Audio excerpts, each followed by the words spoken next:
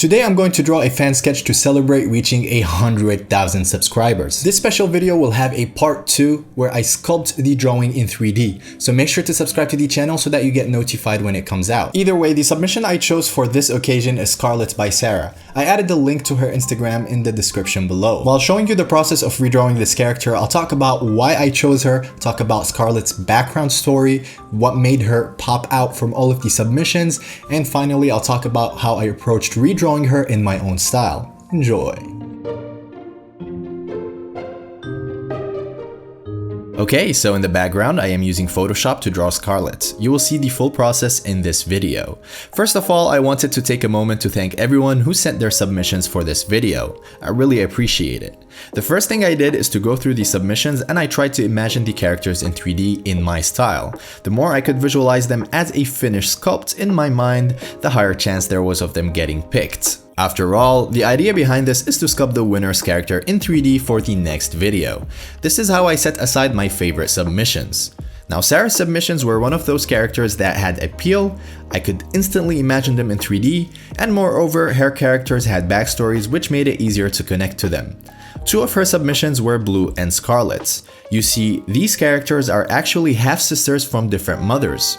She described Blue as the older sister who basically has it all. These sisters are hybrids of the underworld and the human one. Now, the older half-sister Blue can control fire due to her lineage and is also the first in line to the throne of the underworld.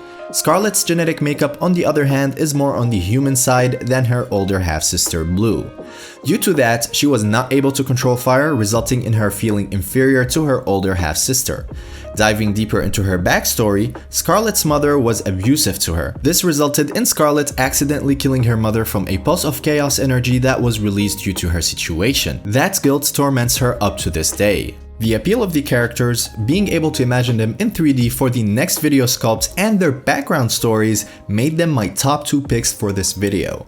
You might wonder, why did I pick Scarlet over Blue? Well, think about it. If there's a TV show or an anime, for example, on these characters, who would be the main character? Probably Scarlet. See, Scarlet is the one who seemed more interesting because she isn't perfect. She has issues and struggles, something you can expect from a main character. No one would be interested in watching someone who already has it all figured out and has everything going for them from the get-go. Or so I think. Either way, this is why the submission Scarlet is the one I picked as a winner for the redraw and sculpt in 3D. Now in this video, I will focus on basically recreating her concept in Photoshop, which is basically a way to prep her for sculpting for the next video.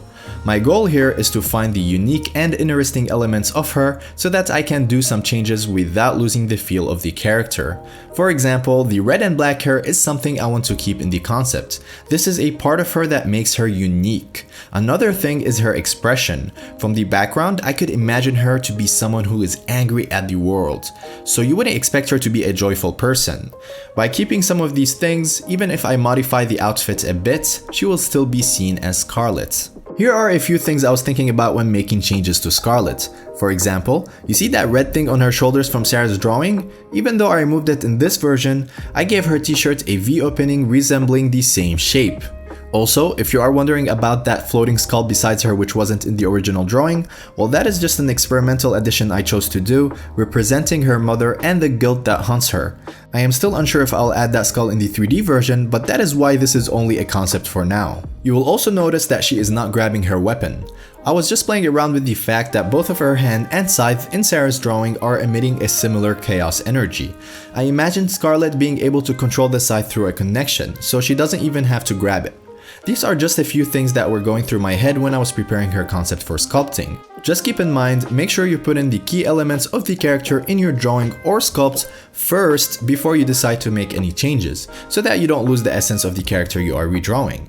Fan arts come to mind as an example. Either way, this pretty much concludes the concept. It is pushed far enough to be ready for sculpting. I would have loved to push it even further to make a beautiful render in 2D for this video, but I wanted to make sure to release this video on the same day the channel hits 100,000 subscribers, and I was running out of time. Furthermore, drawing and painting isn't really my strong point right now.